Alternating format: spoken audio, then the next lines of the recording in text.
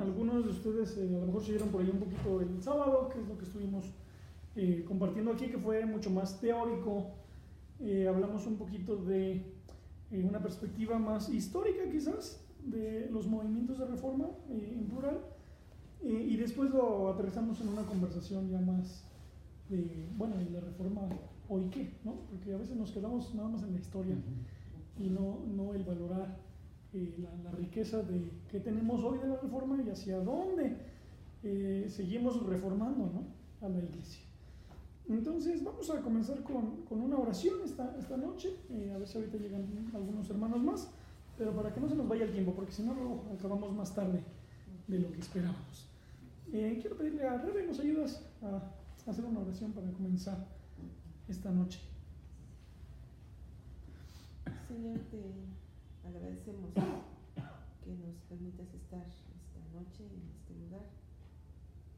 Te pido que tú seas en el tiempo que vayamos a estar escuchando, platicando, conversando acerca de tu reino, Señor, y que podamos recibir bendición, que nuestra mente y nuestro corazón esté dispuesto para escuchar tu voz a través de lo que hoy se presentará, y que tú reafirmes en nosotros, Señor, nuestra convicción de nuestro amor a ti, nuestro servicio y nuestro conocimiento de tu palabra.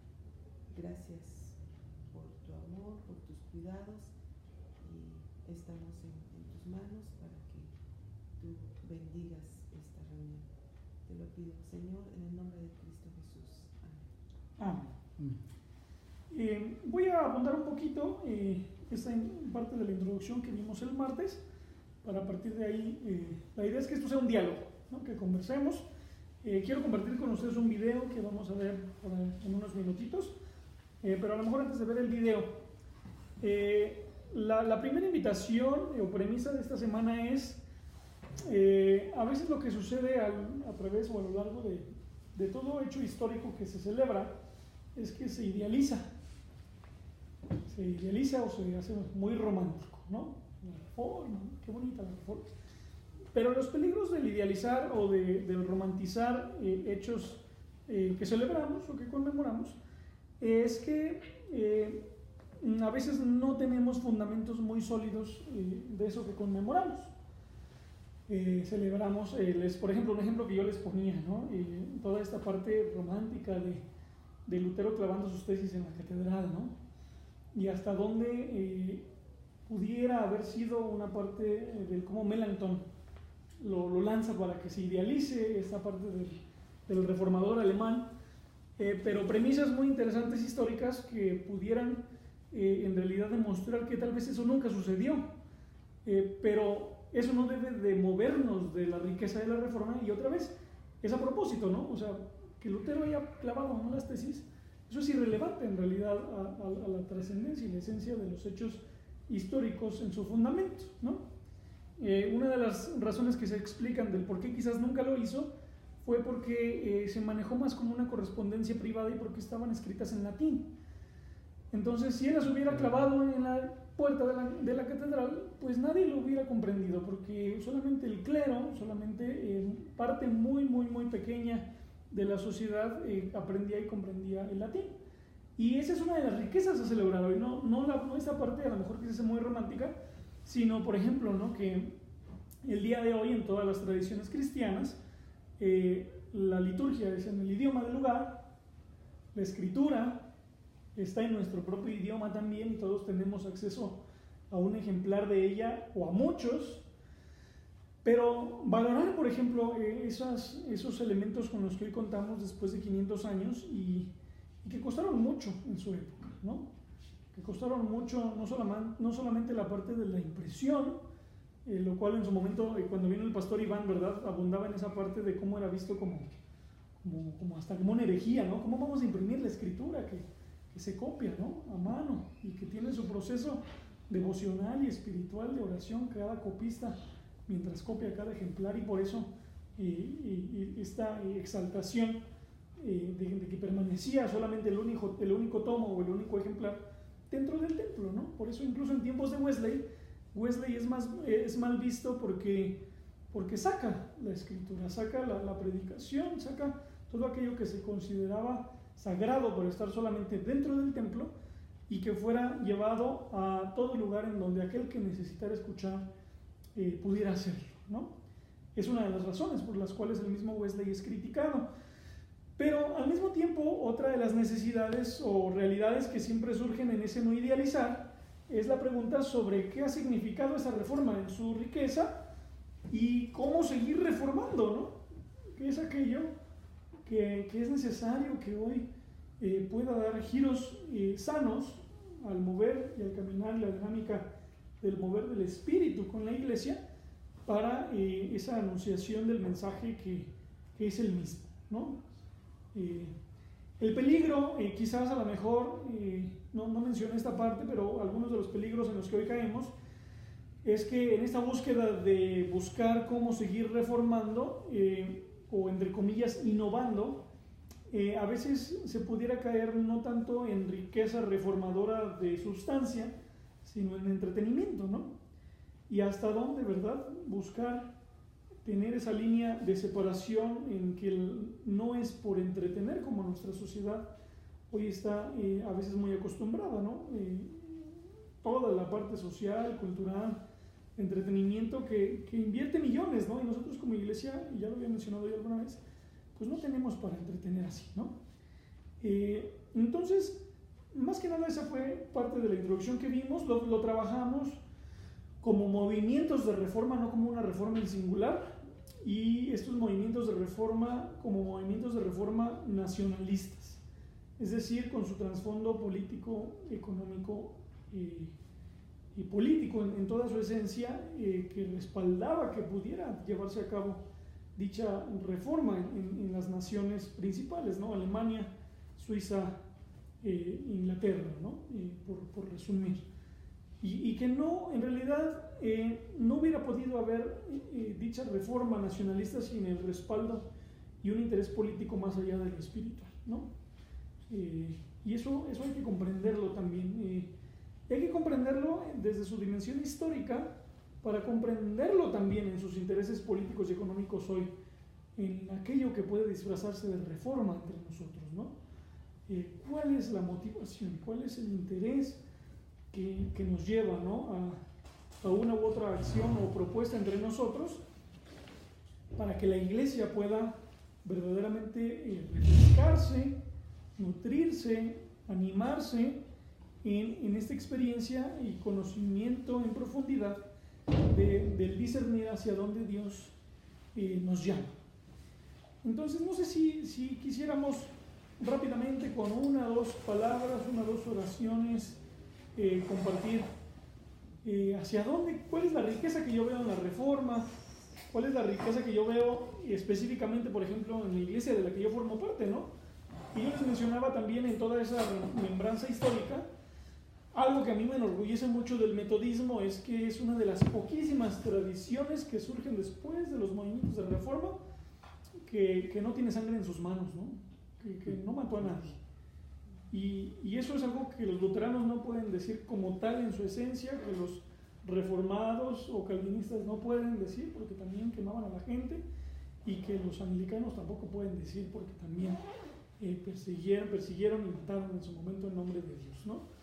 Entonces, para mí eso es un valor histórico que tenemos como tradición y que nos lleva a ser pioneros en muchos ámbitos de la vida social, en cada contexto, momento y cultura. Y algo que marca, algo más cercano a nosotros, ciertamente, pues no de nuestra generación, pero que sí marca el siglo XX hasta acá en este ámbito de la cristiandad y seguir reformándose, pues son las guerras, ¿no? Del siglo XX en Europa. Las guerras marcan de formas muy profundas tanto la reflexión interna de la iglesia como la necesidad de hacia dónde la iglesia quiere ir después de tanta violencia en donde predominantemente la cristiandad está, ¿no? Uno de los resultados, por ejemplo, de la guerra es que se comiencen a ordenar mujeres. Todos los hombres son enviados a pelear y en los países desarrollados las iglesias se quedan a cargo de los laicos, a cargo del liderazgo laico, y comienzan a haber mujeres entonces que comienzan a ser ordenadas durante este transcurso previo y durante a la Primera y Segunda Guerra Mundial, primordialmente la Segunda, y cuando acaba la guerra pues ya no hay forma de ir atrás, sino que es un paso ya mucho más adelante y que lleva el resto de casi toda la cristiandad, ¿verdad? Menos la ortodoxia o el catolicismo romano, a reconocer el ministerio de la mujer. Pero que el metodismo siempre está ahí. El metodismo en defensa de los más vulnerables, en defensa de aquellos oprimidos, en la búsqueda de abolir la esclavitud, en la búsqueda de la igualdad en cuestión de origen o explotación por color de piel, en ordenar mujeres, ¿verdad?, al ministerio, dar lugar a la mujer en todo el ámbito de lo que la iglesia es, tanto en el laicado como en el ministerio, y etcétera, etcétera. Y a lo mejor las preguntas surgen hoy, ¿no?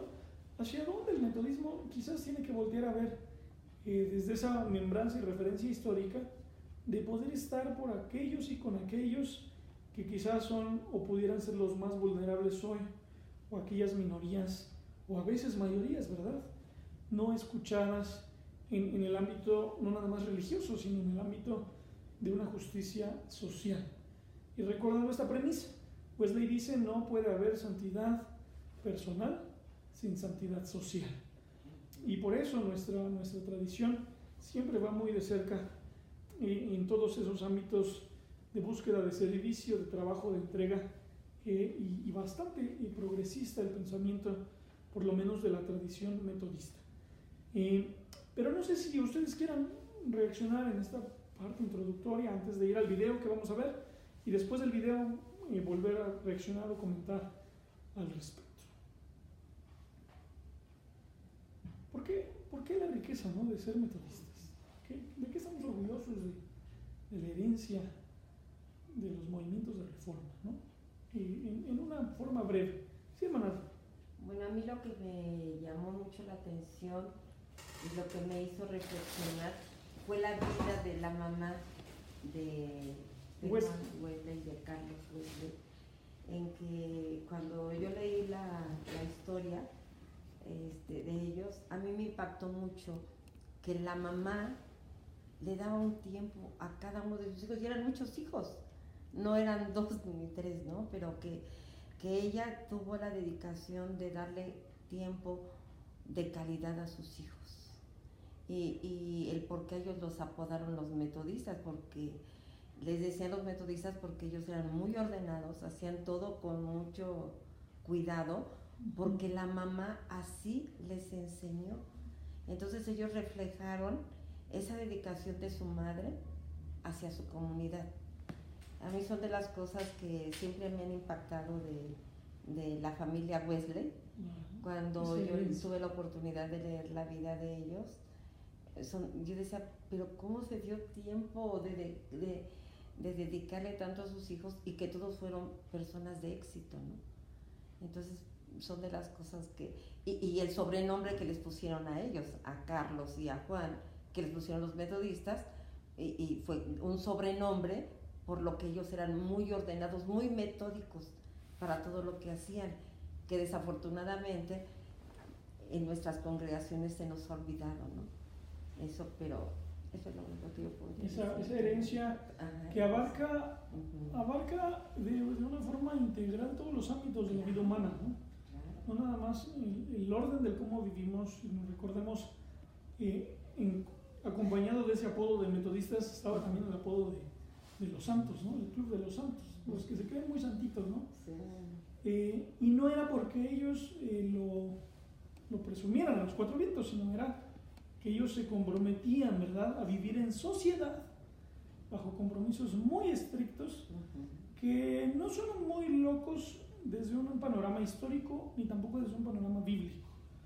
Alguna vez yo les mencioné en los cánones de los primeros concilios de la Iglesia estaba establecido que después de ciertas ausencias de la Eucaristía la persona estaba excomulgada. Estaba establecido que después de ciertas irregularidades e informalidades del creyente, la persona no tenía nada más que hacer ahí. ¿Por qué? Porque era una exigencia en donde todos se entregaban por todos y en donde si estaba ahí había una conciencia no nada más individual sino comunitaria del ser parte del grupo de creyentes, ¿no?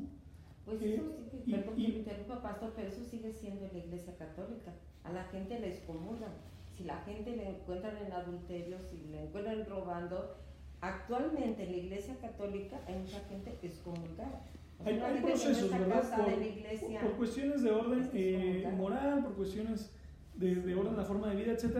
Pero aquí estoy hablando de por cuestiones de la vida devocional. Hoy a nadie se le excomulga por no venir a la iglesia. Pero sí debiéramos, ¿verdad?, preguntarnos hacia dónde está mi compromiso, ¿no? ¿En qué forma está mi compromiso con Dios y con la comunidad? Claro. Y lo que Wesley ahí revalora y recupera es una herencia histórica de muchos años. Muchas de las prácticas son de comunidades monacales, muchas de ellas son de los padres prenicenos, en la búsqueda de cómo buscar juntos santificarnos. Cómo en tiempos de Wesley, las primeras sociedades, por ejemplo, la confesión era algo que se exigía, la confesión comunitaria del grupo, los que eran parte de la sociedad, ¿no? El cuestionario, alguna vez quizás lo hemos leído, ¿no? El cuestionario que ellos se hacían en sus reuniones como sociedad, en el preguntar directamente, ¿no? ¿Cómo pecaste esta semana? ¿No? ¿En qué has sido débil esta semana? ¿En qué crees que puedes ser mejor esta semana? ¿Cómo podemos caminar y orar juntos para ser mejores la semana que viene, ¿no? Para aquellos que hemos ido a Maúsia Crisalidad, se parece mucho, ¿no?, a este esquema de ser parte de una comunidad, de ser parte de un orden de preguntas establecido, de parámetros, ¿verdad?, de virtud comprendidos en común y en común acuerdo llevados a la práctica, ¿no?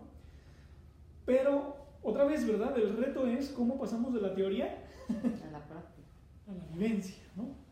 Cómo pasamos no de un radicalismo, ¿verdad? Porque no se trata de ser radicales entre nosotros y ver quién es más bueno o más malo, sino de cómo en el común acuerdo que podemos establecer como iglesia, podemos seguir reformando no de formas radicales, ni autoritarias, ni arbitrarias, sino seguir reformándonos juntos como comunidad que somos. Y ahí uno de los retos es nuestra cosmovisión de hacer iglesia bastante individualista y consumista, ¿no?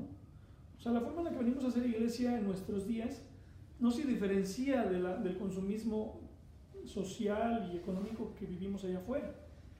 Por eso nos da igual, ¿no? Llegamos, nos sentamos, yo ya vine, yo ya cumplí, yo ya me voy, yo ya soy bueno, yo ya soy cristiano. Y los demás, pues quién sabe, ¿verdad? El otro que sí vino o que no vino, o el nuevo que llegó, pues quién sabe, ¿verdad? Pues yo ya cumplí, ¿no? Es una teología o una cosmovisión de sálvese quien pueda, ¿no? Pero no hay ese dimensionar de que yo puedo ser cuando los demás son. Yo puedo estar en comunión con Dios cuando estoy en comunión con los demás. Yo puedo estar en comunión y en proceso de santificación cuando socialmente nos santificamos. Y entonces es un reto muy grande siempre, en toda época y en todo lugar, no nada más para nosotros hoy, ¿no? Pero no sé si alguien más quiera comentar, bueno, ¿dónde está la riqueza que yo veo de los movimientos de reforma o del metodismo? Yo no sé si es riqueza o no, pero a todo movimiento de reforma tiene que haber un antecedente de necesidad para que haya una reforma. Tiene que haber algo mínimo, no bueno, no óptimo.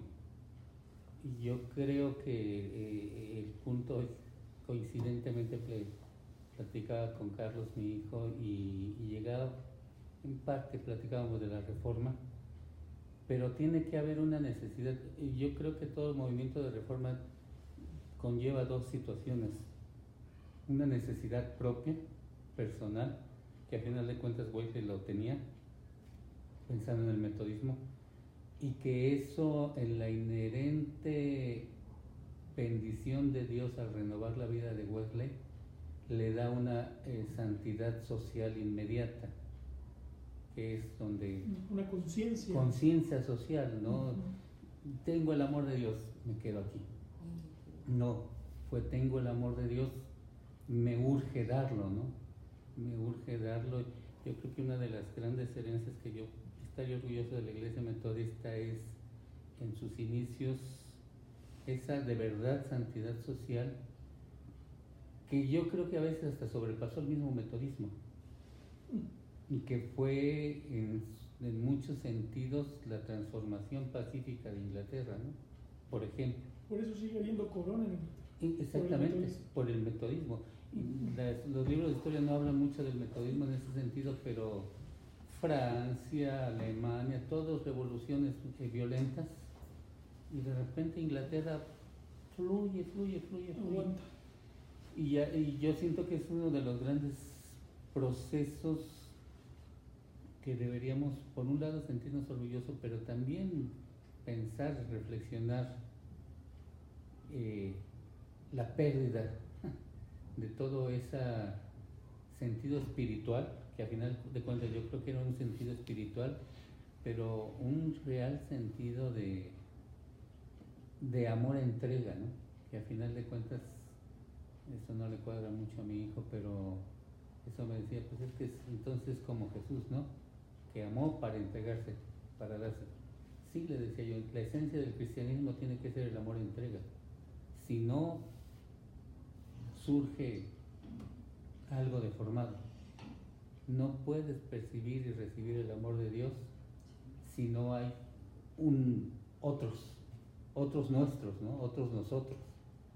Y a lo mejor el primer punto que yo he estado a partir de hoy, la verdad, un poco oí la plática del martes pensando en eso, ¿no? ¿Cuál es mi necesidad y cuál es la necesidad? ¿En dónde estamos parados para que sea necesaria una reforma aquí en la Iglesia Metodista, ¿no? De México, a lo mejor Iztacalco, ¿no? Que al final de cuentas, yo creo que la visión de Wesley no era renovemos Inglaterra. Tengo una necesidad y en función de esa necesidad búsqueda de Dios, y después de eso el desarrollo, el boom que, insisto, yo creo que hasta lo sobrepasó en muchos sentidos, ¿no? Y por otro lado, para mí el otro punto de orgullo del metodismo como reformador es la participación muy activa del laicado, ¿no?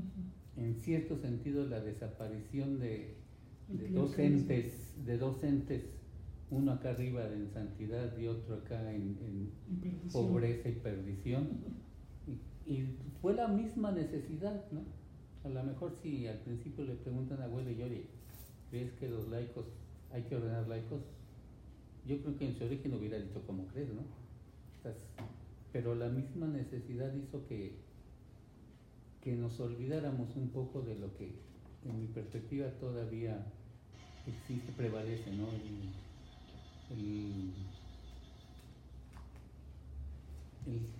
La orden sacerdotal todavía muy arónica. Pero ya me estoy yendo muy lejos, ya me regreso.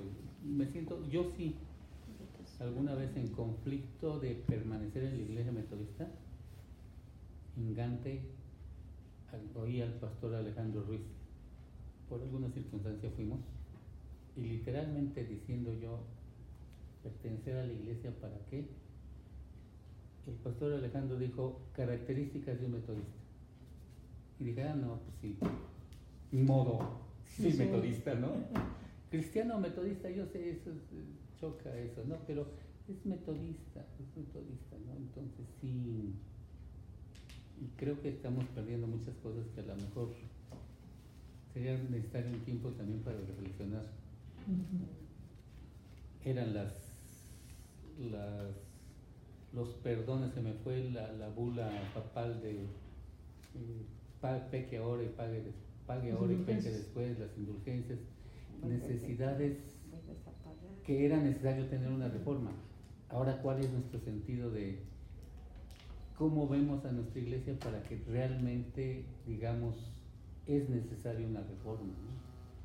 Porque a lo mejor darle continuidad como que aquí.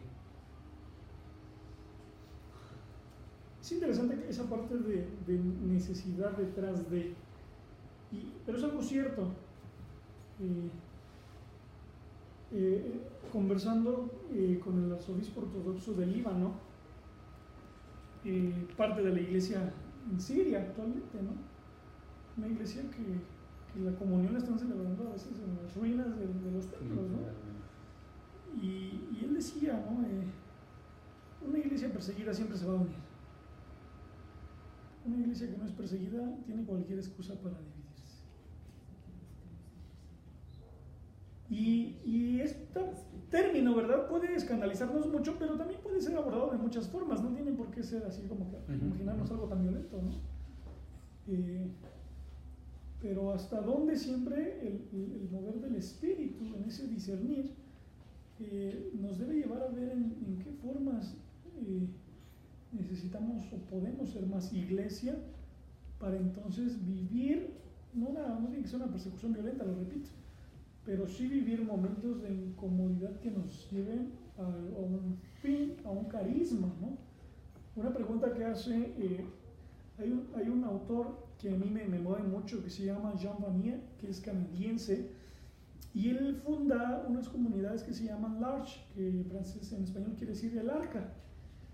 Y estas comunidades son casas de sociedades o comunidades para personas con capacidades distintas o limitadas, y en donde cualquier persona puede venir y ser voluntario, ¿no? Y vivir ahí con ellos, ¿no?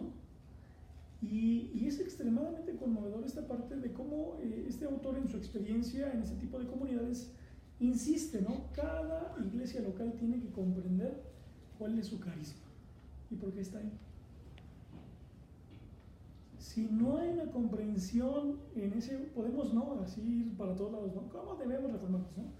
Pero si no hay una comprensión, por ejemplo, no hablando de lo local, como tú lo decías, de lo práctico, de lo sencillo, de por qué la comunidad del Creador está aquí, hacia dónde el Espíritu nos mueve como comunidad del Creador, y cuál es ese carisma que viene de parte de Dios para llevar a cabo esa encomienda en el seguimiento de Jesús. Entonces, por eso se nos es muy fácil, pues cada quien hace lo que quiere y ya, ¿no? La dificultad de verdaderamente juntos coincidir en hacia dónde quiere el Señor que vayamos como comunidad, ¿no? Hacia dónde la parte de la entrega. Y mencioné las comunidades del Arch porque es muy interesante. Hay un doctor en teología que escribe su experiencia ahí un año, y las primeras páginas es de toda su frustración al estar ahí los primeros días, ¿no? Porque dice, o sea, todo lo que yo sabía, todo lo que yo quería entender de quién Dios es, de ponencias, conferencias, talleres, etcétera, y todo lo que en lo que yo basaba, ¿no? Mi seguridad, mi vida, mi conocimiento e incluso mi práctica de la fe, termina siendo irrelevante cuando me siento con un grupo de personas que en realidad no les interesa nada de lo que yo puedo decir. Pero eso no nos hace menos ni más humanos, ¿no? Sino el cómo en la entrega, como tú lo mencionabas, ¿no? Encontramos un sentido más allá de aquello que para nosotros resulta, ¿verdad?, tan trascendente, pero que Dios nos muestra que a veces no, pues no es por ahí, ¿no? Entonces, ¿hacia dónde? La pregunta quizás no es cómo debemos ser perseguidos, sino cómo debemos salir de la comodidad en la ausencia de persecución, ¿no? Cómo salir de ese letargo para no dividirnos por cualquier excusa y molestarnos por cualquier excusa y enojarnos por cualquier excusa, y verdaderamente fortalecernos en ese caminar en comunidad. Y creo yo, como metodistas tenemos una gran riqueza, ¿no? En ese sentido. Tenemos mucho de donde agarrar históricamente, teológicamente, y ni siquiera tenemos que ir a otras tradiciones, desde la apostolicidad de la Iglesia y el metodismo como tal, ¿no? Entonces, no sé si alguien más quiera comentar al respecto, alguna otra opinión, alguna otra expresión, o si quieren podemos pasar al video. Ese es un video de una experiencia muy específica en una comunidad que se llama Coventry, que está al norte de Londres. Algo que a mí me impacta mucho, por ejemplo, de algunas de las catedrales históricas en Inglaterra, Las grandes ciudades de Inglaterra fueron bombardeadas en la Segunda Guerra Mundial. Pero no sé si alguna vez se han preguntado por qué las catedrales nunca las tiraron. Y la respuesta es porque ellos tenían grupos de voluntarios laicos que vivían en la azotea de la catedral, para cuando caía la bomba ahí, corrían, la agarraban y la aventaban al patio. Y entonces ustedes ven fotos de los días del bombardeo en las ciudades, todo alrededor de la catedral está lleno de hoyos, pero la catedral queda intacta. Y esos son héroes, ¿no? Ahorita en una cuestión social, y hay placas de estos hombres laicos en las catedrales, ¿no? Tienen un nombre específico en inglés que ahorita no recuerdo, pero hubo una catedral en especial, la de Coventry, que vivió una experiencia distinta y que de ahí surgió un ministerio muy interesante en comprender el carisma. Vamos a ver el video y después lo comentamos, ¿vale? Déjenme poner la luz.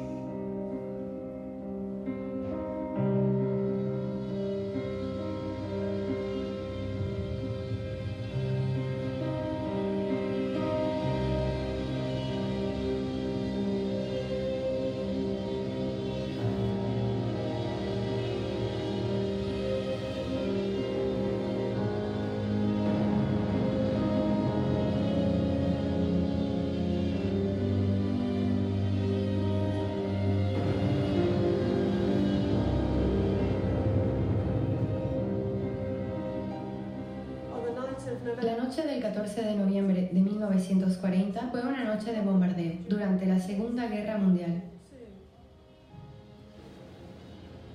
Cayeron bombas incendiarias y la catedral, como la ciudad de Coventry, ardieron toda la noche. La catedral medieval en la que estamos fue destruida.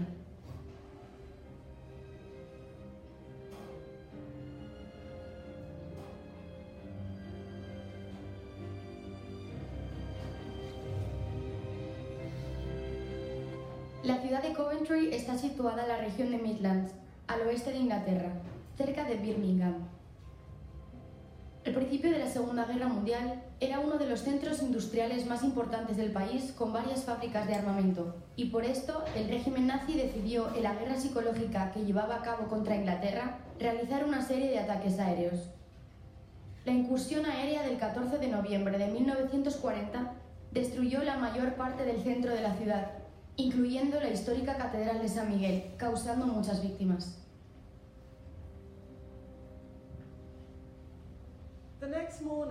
Pero la mañana siguiente, el decano Howard, líder rector de la catedral, vino a estos lugares y pronunció dos palabras.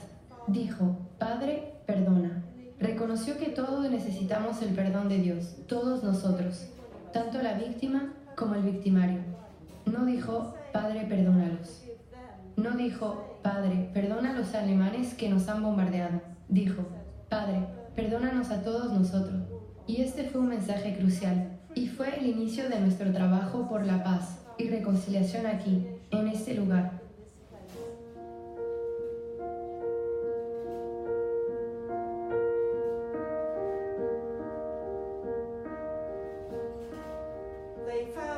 Descubrieron dos vigas del techo medieval que habían caído formando una cruz, y las unieron en la cruz que puede ver detrás de usted, en el santuario de la catedral en ruinas.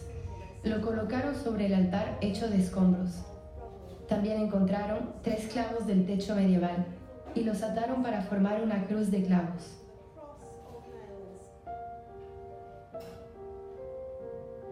Al día siguiente del bombardeo se decidió la reconstrucción de la catedral, como un signo de fe, confianza y esperanza en el futuro de la humanidad. Las ruinas de la catedral medieval permanecen a cielo abierto, y una nueva catedral construida en su prolongación fue inaugurada en 1962. El conjunto es un lugar de peregrinación, visitado cada año por miles de personas en busca de paz y reconciliación.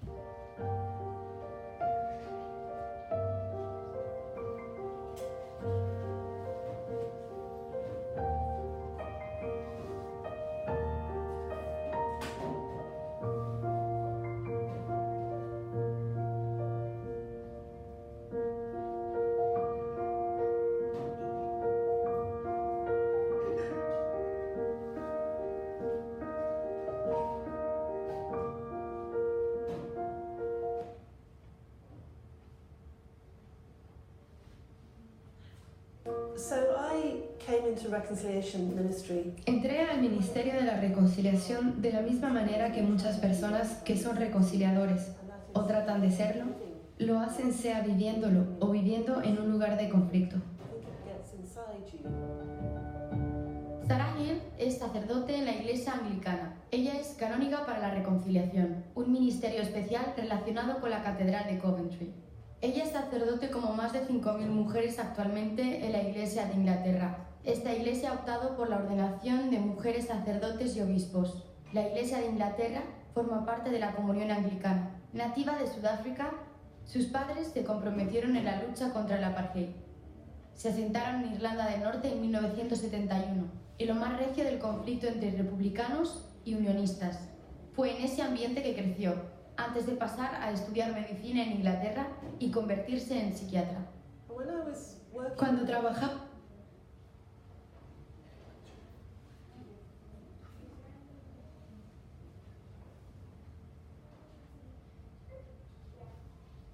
con mis pacientes, algunos de los cuales habían sufrido traumatismos severos y traumas psicológicos también, comencé a preguntarme sobre el concepto de perdón.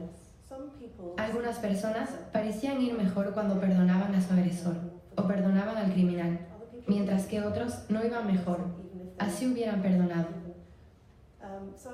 Entonces empecé a pensar realmente acerca de estos conceptos de perdón y reconciliación, justicia y arrepentimiento, en aquel momento como médico. Entonces recibí el llamado a ser ordenada y comencé a pensar cada vez más y más teológicamente sobre estos conceptos. Como canóniga para la reconciliación en la Catedral de Coventry, lidero nuestro Ministerio de la Reconciliación con mis colegas, el decano y demás colegas en el clero de la Catedral. Creemos que la reconciliación es el corazón de la Catedral. Es el corazón de aquello a lo que estamos llamados como cristianos por nuestro mandato. El mandato que se nos ha dado en 2 Corintios 5:18. Somos llamados, hemos recibido el mensaje y el ministerio de la reconciliación. Es la base de todo nuestro trabajo en la catedral. La cruz de clavos de Coventry se ha convertido en un símbolo de perdón y reconciliación, inicialmente en Europa, particularmente en Alemania y luego en el mundo entero. Justin Welby, arzobispo de Canterbury y primado de la Comunión Anglicana, lo escogió como cruz pectoral, y es esta cruz la que regaló al Papa Francisco el 5 de octubre de 2016, durante su encuentro en Roma, celebrando los 50 años del acercamiento entre anglicanos y católicos.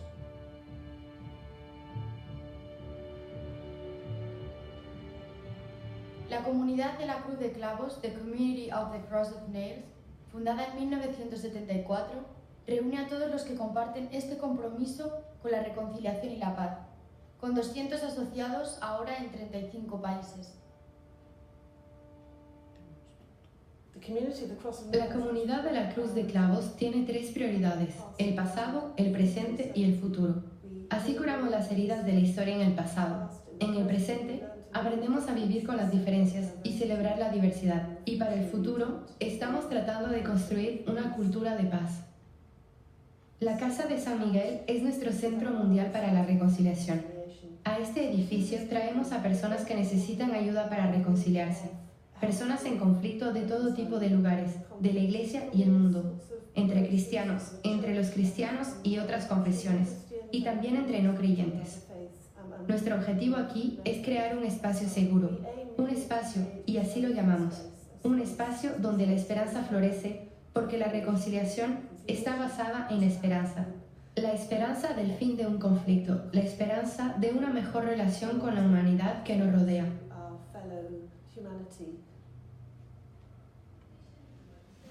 Como estoy verdaderamente interesada en cómo se cuentan las historias de conflicto y cómo recordamos un conflicto de una manera que pueden ser más beneficiosos que perjudiciales, la historia de Coventry me atrae, porque allí tomaron un evento terrible, la destrucción de la catedral, el bombardeo, para convertirlo en algo bello del cual podemos hacer memoria, reunir a la gente, y así la gente aún, 50, 60, 70 años después del conflicto, se reúne, se reconcilia por esta forma de contar la historia de una manera tal que trae reconciliación y construye la paz.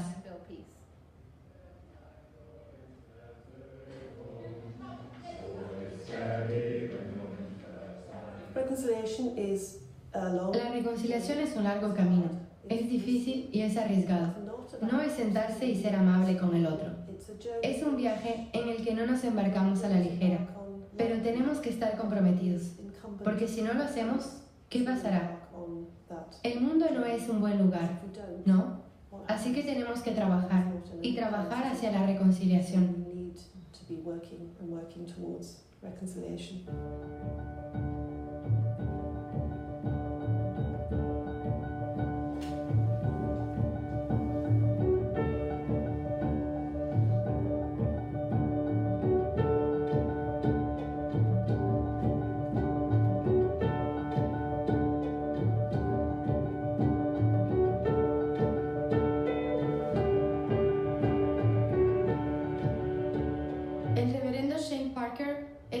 Catedral Anglicana de Ottawa, en Canadá. Vino a Coventry unos pocos meses después de la publicación del informe final de la Comisión Verdad y Reconciliación de Canadá, relativo a los internados indígenas. Estas escuelas religiosas financiadas por el Estado para asimilar a los niños aborígenes comenzaron a operar en Canadá en la década de 1830 y hasta 1969. El último internado cerró en 1996.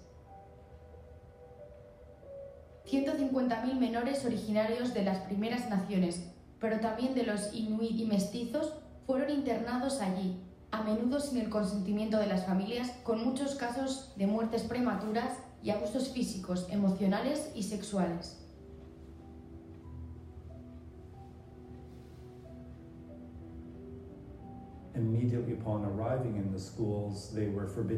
A su llegada en estas escuelas, les era prohibido hablar su propio idioma o vestir su propia ropa. Se les cortaba el pelo en un estilo uniforme y se les enseñaba básicamente a ajustarse a la forma europea de vida, a su forma de vestir, su cultura y también a su religión. La Iglesia Anglicana de Canadá fue una de las 4 iglesias que manejó los internados indígenas en nombre del gobierno. Y cuando se empezó a contar la verdad, nosotros, como iglesia, nos permitimos volvernos vulnerables y no negar que estas experiencias ocurrieron. Comenzamos a escuchar las historias de abusos, dolor, sufrimiento y ruptura con su propia cultura, etc. Así esto fue una gran preocupación para toda la iglesia, porque reconocimos nuestra complicidad en una mala política de gobierno. Y en 1992, el primado de Canadá, el arzobispo Michael Pierce, pidió perdón formalmente a las primeras naciones de Canadá y fuimos la segunda iglesia en hacerlo. I am sorry more than I can say. No puedo decir cuánto lo siento. That we tried to que hayamos tratado de transformarlos a nuestra imagen, in our image, quitándoles su idioma y las bases de su identidad, your language,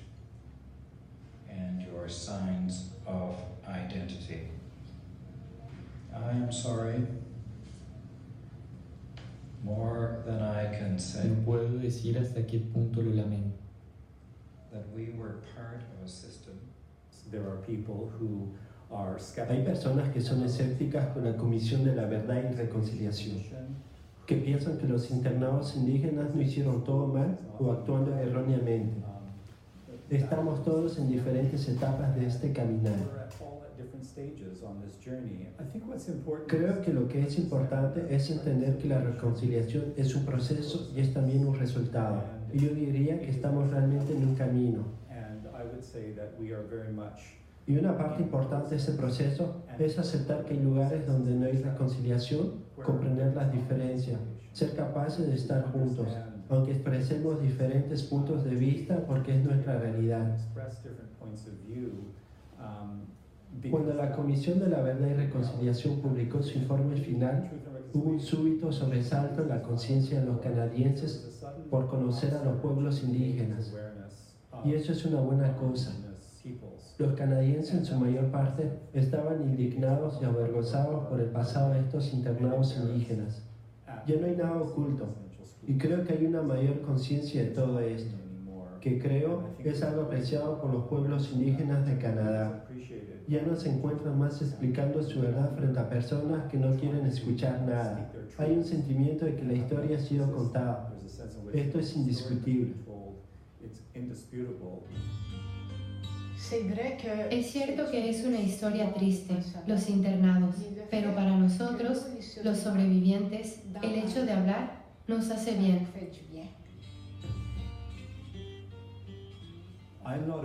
Entre las primeras naciones, no sé de ninguna que haya oficialmente perdonado al gobierno de Canadá, pero soy consciente de que algunos individuos perdonaron a aquellos que los maltrataron en estos internados. Es un proceso. Esto nos tomará una generación o dos para asumir el legado de los internados indígenas.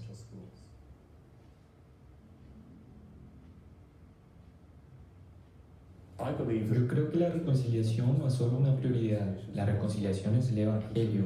Reconciliación es la misión de Dios en el mundo. Dios reconcilió todas las cosas en Cristo. Los cristianos han siempre respondido diciendo, ama a tu prójimo en situaciones de conflicto, pero Jesús dice algo más radical, ama a tu enemigo. Y no solo a nuestro enemigo político o nuestro enemigo en un conflicto físico, sino también se aplica a nuestro enemigo teológico. Nacido en Belfast, David Porter se comprometió durante toda su vida en trabajar por la reconciliación y la paz en Irlanda del Norte, en particular a través de una organización, Contribución Evangélica en Irlanda del Norte, del cual fue el primer director. De origen bautista, asume la responsabilidad del Ministerio de la Reconciliación en Coventry y luego frente al arzobispo de Canterbury, en Lambeth Palace, en Londres, donde ahora es responsable de la estrategia y del personal.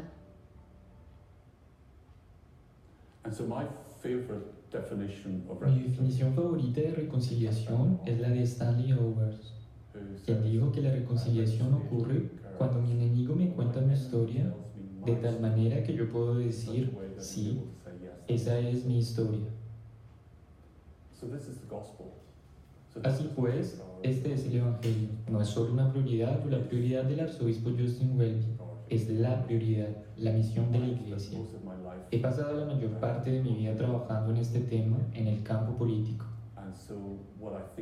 Y lo que pienso acerca de esto en términos de guerra y conflicto es, primero, se trata siempre de política, porque la política para mí es el arte de negociar las relaciones. Por lo tanto, siempre estamos negociando las relaciones con la gente, en nuestras familias, en nuestras comunidades, en nuestras iglesias, en nuestras naciones o aún más entre las naciones. Podemos dirigir nuestra negociación de relaciones con los demás tratando de dominarlos, y porque creemos que nuestra identidad es más importante que la de ellos, excluirlos, decir que ellos no pertenecen, y nos encontramos con ellos en una interacción que se convierte en una barricada tras de la que todo lo que se encuentra al otro lado necesita ser destruido o dominado. O lo vemos como una interacción en la cual lo que encontramos necesita ser entendido y celebrado, y nuestras pertenencias se hacen mutuas. En las palabras de Miroslav Volf, es exclusión o abrazo. Es la elección que enfrentamos todo el tiempo cuando conocemos lo que es diferente a nosotros. La segunda cosa es que la mala religión triunfa sobre la buena. A nosotros, como personas religiosas, no nos gusta escuchar eso. Muy a menudo la buena respuesta religiosa es compleja. Vivimos en un mundo que no quiere escuchar la complejidad, que responde a todo eslogan con una respuesta fácil. Levantas una pancarta y se unen a ella, y que acepta la retórica religiosa que dice, ellos son malos, nosotros somos buenos. Entonces creemos que de alguna manera nuestra tierra es especial, más que la de ustedes. Así que somos el pueblo elegido por Dios. Protestantes de Ulster, católicos irlandeses, ustedes escogen. Este nacionalismo religioso, creo, es la gran idolatría comunal. Si la lucha del cristiano como individuo es contra el mundo, la carne y el demonio, la lucha de la comunidad cristiana es contra el nacionalismo religioso, Dios, tierra y nación. La tercera cosa es, el pasado es importante. Nosotros, en nuestro mundo moderno, olvidamos el pasado. Las heridas profundas de la historia nunca están muy lejos de la superficie, por lo que la capacidad del pasado para generar ruido en el presente y destruir nuestro futuro es enorme. Es una carga, es una cadena. La única cadena que la rompe es la misericordia y el perdón. La gente dice que el pasado no puede cambiarse. De hecho, se puede.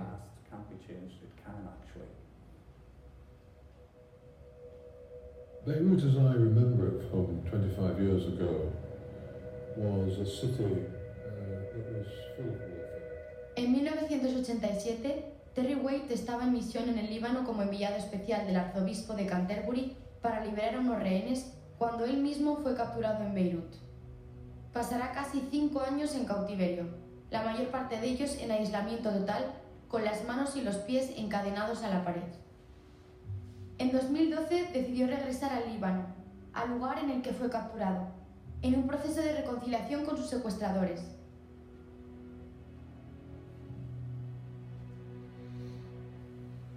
I went back to the place where I was captured. Volví al lugar donde me capturaron y me reuní con ese grupo que presuntamente fue responsable de mi captura. Allegedly were responsible for my capture. That's there, those steps there. That's it. That's it. They were a bit surprised to see me. Ellos estaban un poco sorprendidos de verme. I think they were more nervous. Esto fue muchos años después. Creo que estaban más nerviosos de lo que yo estaba. Habían cambiado, por supuesto. Con el paso de los años se habían desarrollado y crecido. Les dije exactamente lo que acabo de decir. Dije, me gustaría dejar ese desafortunado episodio en el pasado y construir algo creativo a partir de él. Y ellos dijeron, pues bien, ¿qué? Y yo dije, bueno, acabo de regresar a la frontera y vi a refugiados que cruzan la frontera. Sufren de frío, tienen hambre, lo han perdido todo. Al menos, ¿podrían darme algo de combustible y calefacción para esas personas? Ellos dijeron, sí, lo haremos. I said, yes, we would do it.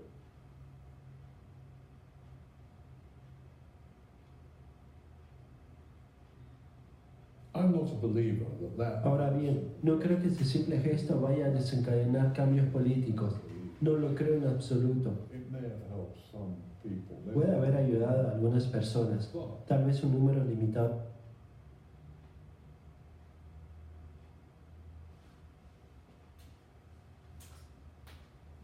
de personas. Pero si 10.000 personas en Israel y 10.000 personas en los territorios ocupados de Palestina fueran capaces de sentarse juntos y hacer eso, tendríamos las bases de una solución política. We would have a basis for a political settlement. And so I would encourage Y así me gustaría animar a cada individuo a pensar seriamente sobre cómo cada uno puede ser un reconciliador y reconciliar las diferencias que existen entre ellos mismos y las personas con las que quizás tienen desacuerdo. between themselves and people whom perhaps they have misunderstandings.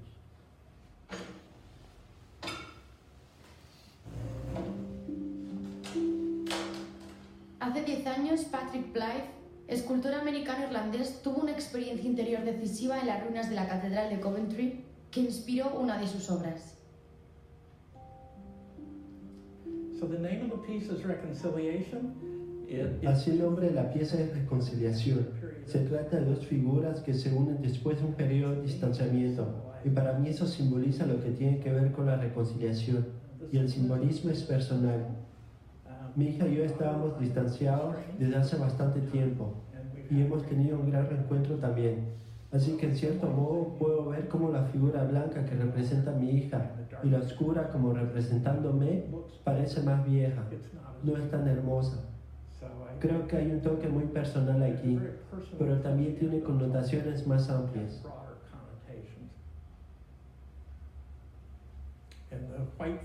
Me gusta que el personaje blanco parezca joven y muy vigoroso.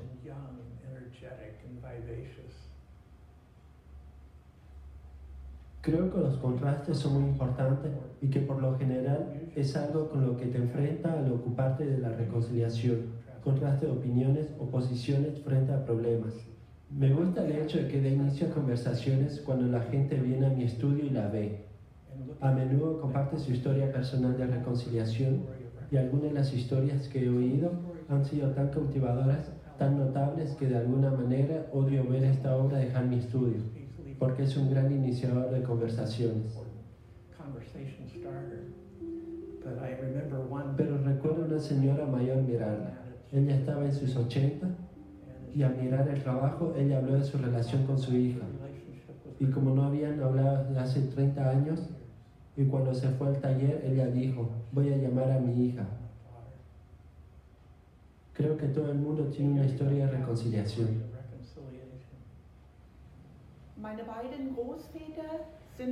Mis dos abuelos no volvieron de la guerra. Ambos murieron en ella. Dos de mis tíos también. El hermano de mi padre y el hermano de mi madre. Murieron muy jóvenes, a los 16 años. Cuando era una niña, le pregunté a mi abuela, ¿dónde está mi abuelo? ¿Dónde están mis abuelos? Ella decía, ellos murieron en la guerra. Cuando crecí, preguntaba, abuela, ¿no estás enojada? ¿No odias? ¿No quieres vengarte? Y mi abuela respondía siempre así, debes orar y debes creer. Y Dios está con nosotros y Dios nos ayuda. Hace 10 años, mi propio hijo murió de cáncer y desde entonces pude darme cuenta de lo que realmente significa perder a un hijo. Y esos 10 años que han pasado han sido para mí como muertos. Simplemente no viví. Y este viaje a Coventry fue para mí también un pedazo de la vuelta a la vida. Es prodigioso. Es como un regalo del cielo.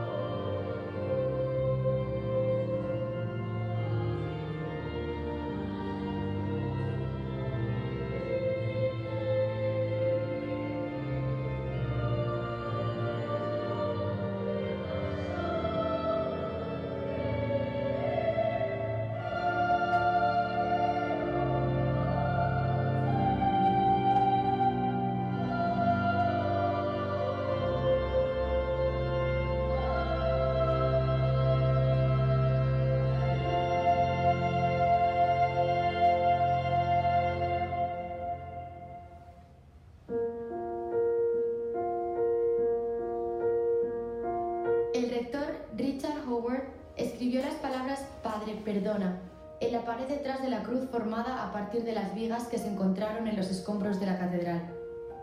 Estas palabras tocaron generaciones de personas y son oradas en la letanía de la reconciliación que tiene lugar todos los días en la nueva catedral, al mediodía y los viernes de las ruinas y en muchos lugares alrededor del mundo.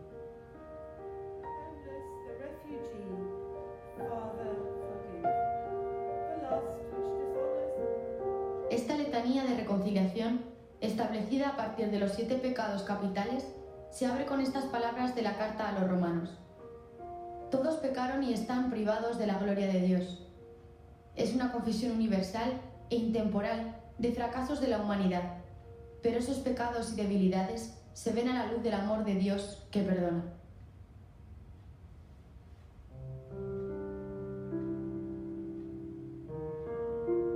Todos Todos pecaron y están privados de la gloria de Dios. El odio que divide nación contra nación, raza contra raza, clase contra clase. Padre, perdona.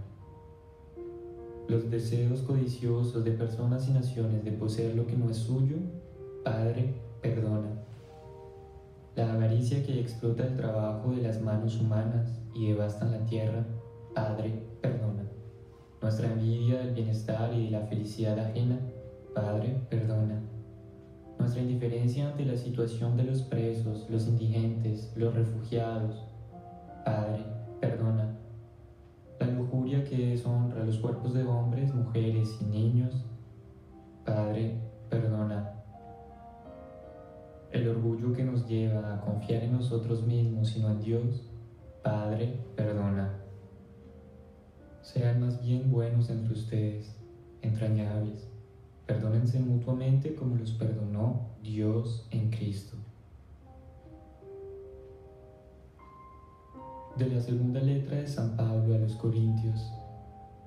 Por tanto, el que está en Cristo es una nueva creación. Pasó lo viejo, todo es nuevo. Y todo proviene de Dios, que nos reconcilió consigo por Cristo y nos confió el ministerio de la reconciliación.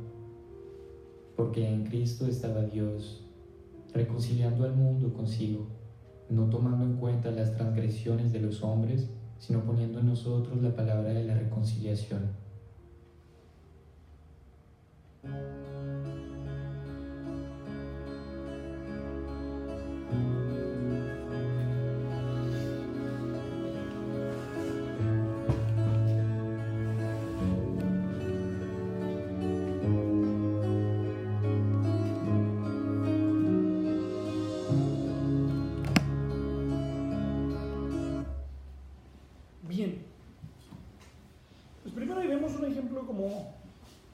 Extremadamente claro de lo que es una comunidad local que encuentra su carisma.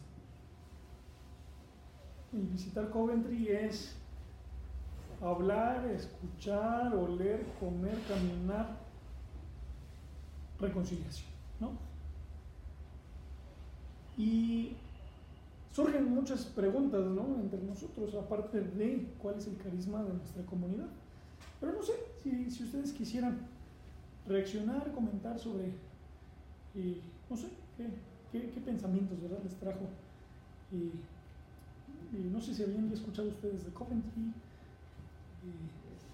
o lo que por ahí vimos, escuchamos.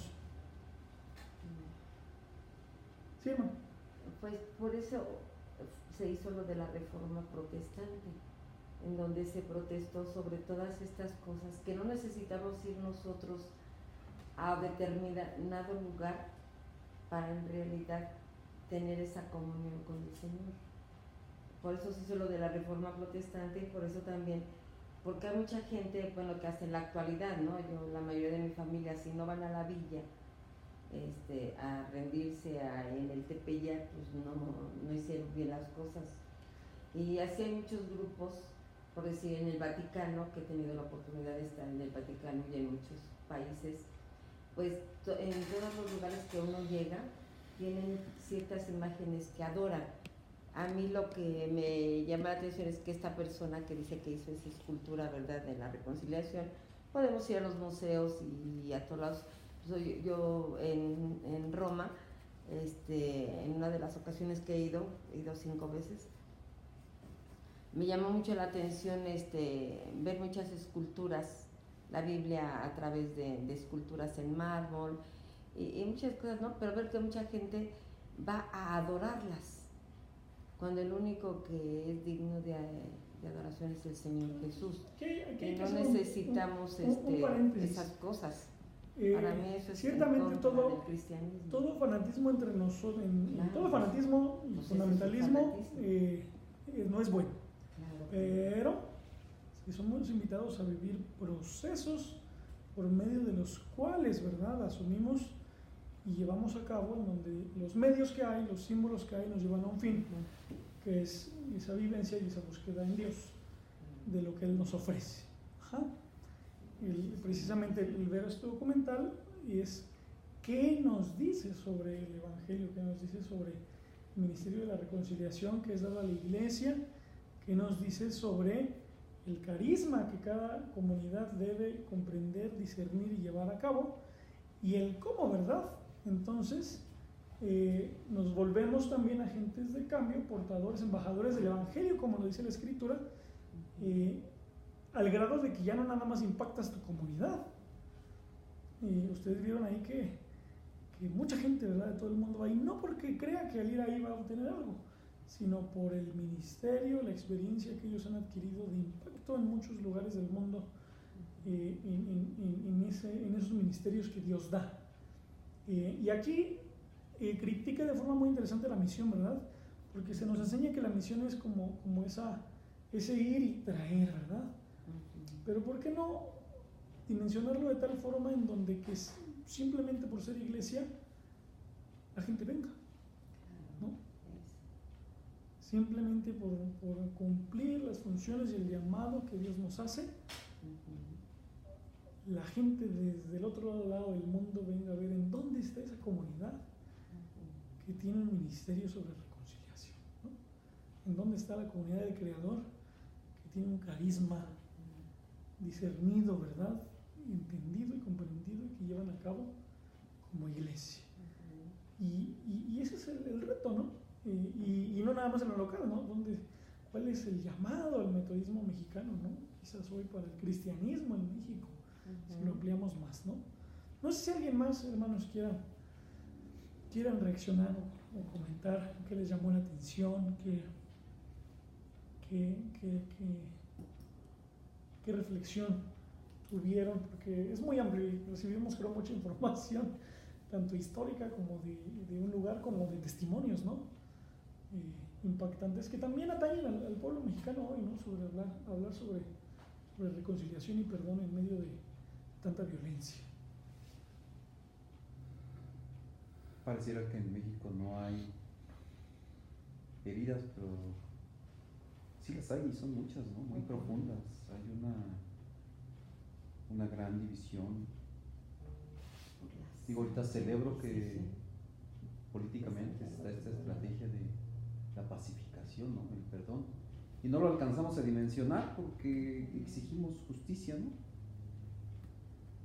Creo que soy una de las personas que piensa o tiene ese pensamiento de pues, justicia, ¿no? Primero, ¿no? Y te confronta ahorita en donde dices, wow, espérate, no es cierto. ¿Y cómo es que como gobierno, como personas, como comunidades, debemos reconocer que nosotros hemos sido entes que ofendemos, claro, que lastimamos, que hemos lastimado y que debemos, pues igual, en ese sentir o en ese llamado que nos hace Dios a perdonarnos y a recibir su perdón, ¿no? O sea, recibimos su perdón y luego entonces puedo ver en el otro que también necesita el perdón de Dios. Pero si yo me digo cristiano, pues también debo de aceptarlo como tal. Y decías, o en algún momento se ha dicho, cómo yo puedo verme reflejado en Él y cómo puedo ver el amor de Cristo reflejado en Él, y que tal vez Él pueda ver también el amor de Cristo reflejado en mí. Creo que esa parte no la podemos ver si no pasamos forzosamente por el perdón, ¿no? México como país yo creo que está ante una gran oportunidad, no de revancha, no de ahora nos toca, o ahora le toca, o nosotros de izquierda ahora nos toca enseñarles cómo sí, sino más bien cómo podemos integrar los diferentes pensamientos, las diferentes condiciones humanas que hay en estos Méxicos, y a partir de ahí construir, ¿no? Y reconocernos como que, pues sí, le debemos mucho a las comunidades indígenas, a los pueblos originarios, pero también como mexicano mi parte social en servirles, y que ahora no podemos irnos al otro extremo, ¿no? De decir, pues ahora todo es de izquierda y todos los otros pensamientos estaban mal y los vamos a desechar, ¿no? Más bien es cómo todos nos integramos y cómo como pueblo cristiano nuestra reforma no es el querer traer ahora a todos los católicos y que decirles pues, arrepiéntete, pues, ¿de qué te vas a arrepentir? ¿No? Todos tenemos de qué arrepentirnos, ¿no? Todos tenemos esa necesidad de perdón y platicaba la semana pasada con Aldo. Mi pregunta es, ¿el cristianismo del siglo XXI en México, pues creo que ya dejó de ser esa parte en donde yo soy aquí, yo soy acá, más bien es cómo yo te acepto, te respeto y realmente seguimos ese mandato, ¿no? De amar a tu prójimo y siendo, pues perdonando, respetando y aceptando, pues como son, ¿no?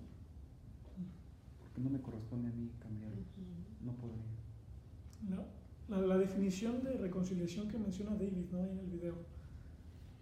Reconciliación es cuando mi enemigo puede decirme mi historia y yo digo sí, eso es lo que viví, eso es lo que sentí, eso es lo que implicó para mí, ¿no?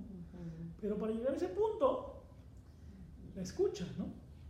Nos damos cuenta que a veces tenemos que aprender a callarnos para escuchar, tenemos que aprender a decir, ¿verdad? Explícame más, ¿no? Ayúdame a entender en profundidad.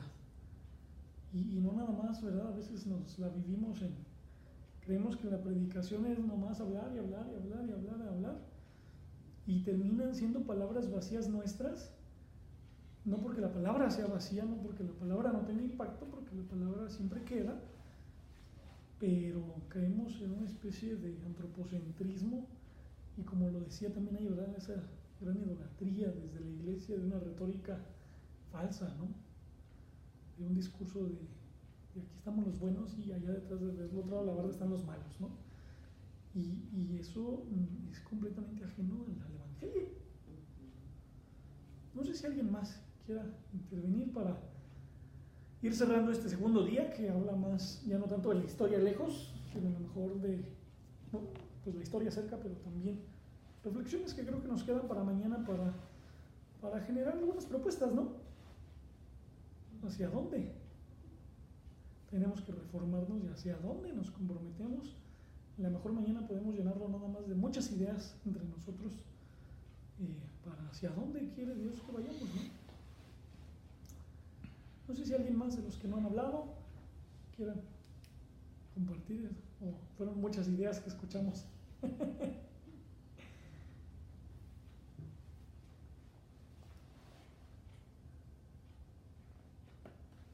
Yo siento que sí estamos actualmente muy lejos de los inicios del propósito, hablando de la Iglesia Metodista, también de la intención de la reforma, porque estamos, creo, más ocupados en precisamente ver cuáles son nuestras diferencias, cuáles son las cosas que no acepto, que no quiero, que no me gustan, que buscar en que sirvo, ¿no? Que nos toca, como decían la comunidad destacar con el creador, que nos toca hacer como comunidad, y en muchas iglesias pasa eso, ¿no? Más bien estamos buscando las diferencias y rascándole para buscar cuáles son las diferencias, que más bien cuáles son las cosas en las que coincidimos para fortalecernos, ¿no? Y sí se diluye el propósito de impactar, que fue lo que hizo la iglesia, impactar en la sociedad, y de salir para impactar, ¿no? Y creo que la Iglesia Metodista impactó en su momento de una forma muy fuerte, pero pues eso parte, sí, son muchas ideas, son muchas cosas de pensar, pero tal vez retomando un poquito la cuestión esta de reformar algo, de ser instrumento para un cambio, estamos lejos de hacerlo, ¿no? Y pues sí, es importante reflexionar y retomar desde la cuestión individual, desde el aspecto personal, que estoy buscando yo en todos mis ámbitos, ¿no? En personal, en laboral, en familiar, en la comunidad como iglesia, que estoy realmente buscando y caminar para retomar lo que creemos y conocer más lo que creemos, ¿no? O conocer más lo que somos, porque muchas veces sí no conocemos.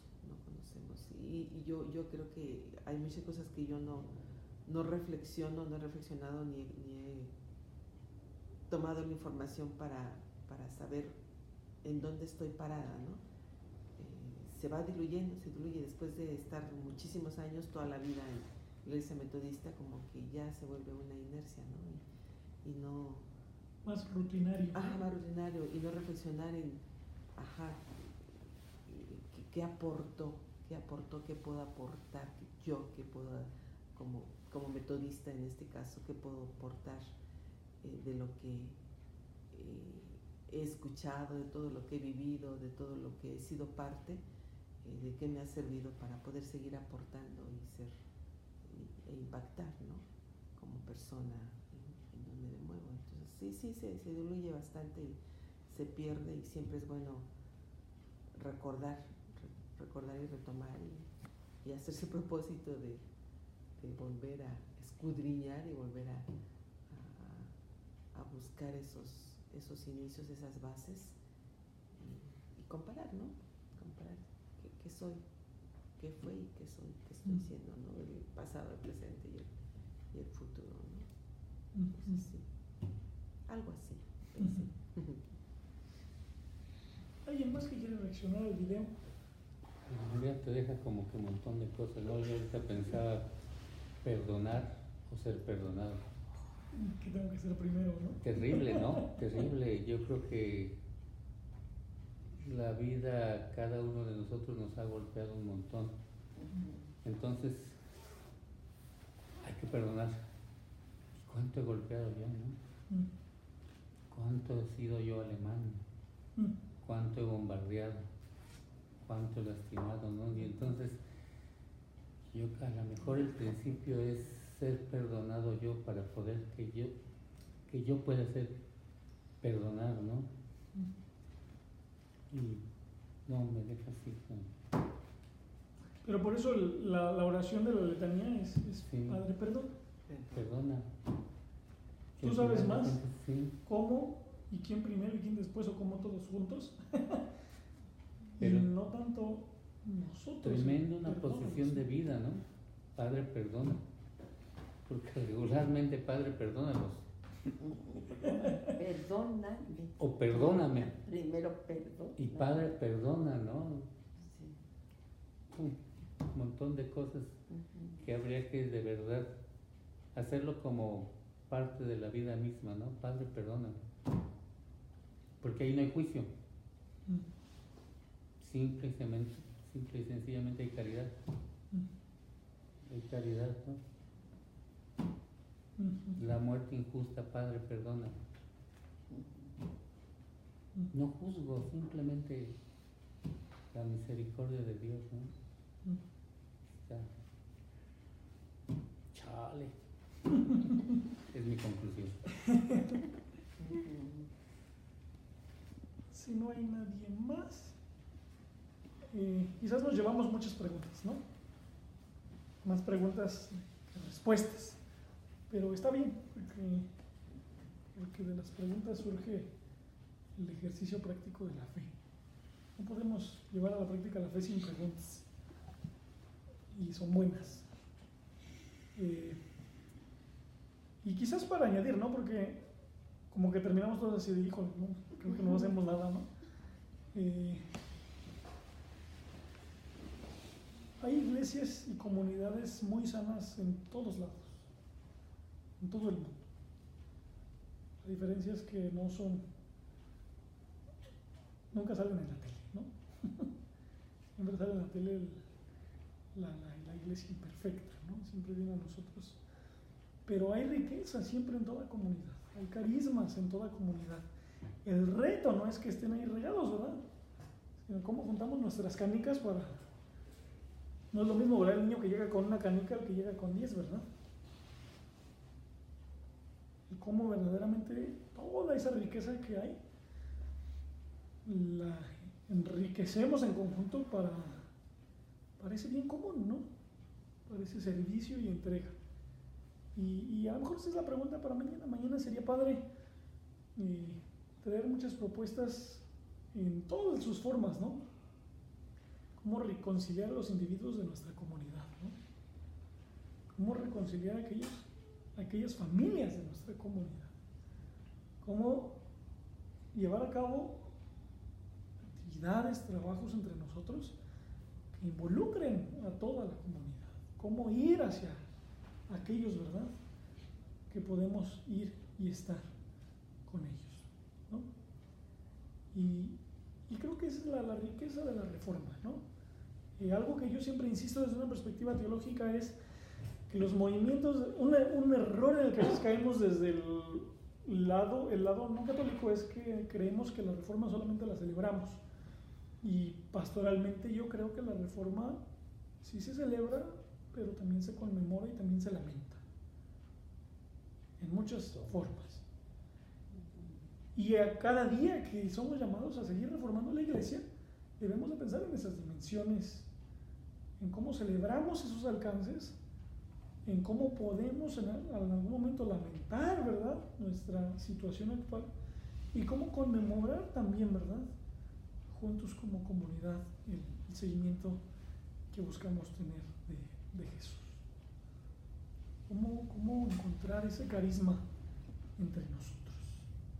El link está por ahí publicado, por si quieren volver a ver el video, compartirlo en aquellos que nos siguen en redes, y mañana aquellos que gusten venir, o si no vienen, mándenos por ahí un mensajito, qué preguntas, qué propuestas a lo mejor les surgieron, si no pueden estar aquí, para que juntos lo retroalimentemos y que sean cuestiones viables a llevar a cabo, ¿no? Ahorita tenemos la parte del desayunador, que es una opción, pero a lo mejor ese no es el carisma de nuestra comunidad, ¿no? O a lo mejor sí. Y si sí lo es, entonces los 140, 50 personas que tenemos en lista tendríamos que estar en ese carisma que Dios nos llama, que Dios da. Si es otra cosa, entonces ¿cómo vamos hacia allá? Pero algo, ¿verdad?, tenemos que hacer para ser juntos, ¿no? Para ser iglesia no nada más de palabra, sino cómo reconciliamos, cómo nos unificamos, como dice Juan 17, para que el mundo crea. Cómo ese Padre perdona, esa reconciliación entre nosotros como obra de parte de Dios, porque es un ministerio dado por Dios, es un don de Dios, para que el mundo cree. Y sin duda, como lo decía David, también es mucho más difícil, ¿verdad? Y irnos por esa parte compleja, profunda, y como dice el primado de Canadá, como iglesia decidimos ser vulnerables. Y eso no nos gusta, ¿no? ¿Cómo voy a exponerme, verdad? ¿Cómo voy a reconocer que la regué, ¿no? Que estuvo muy mal, cómo vivía, lo que hacía, lo que construía? Y como iglesia, a lo mejor también esa es una frase clave, ¿no? ¿Cómo nos atrevemos a ser vulnerables para ser iglesia? Vamos entonces a ir concluyendo en esta segunda noche sobre qué ha sido, qué es y hacia dónde nos lleva la Reforma. Y vamos a concluir con una oración. Quiero pedirle a la hermana Ruth si puede orar para despedirnos en esta noche. Bendito Padre Celestial, te damos gracias por esta oportunidad que nos das de poder aprender más de ti cada día, Señor.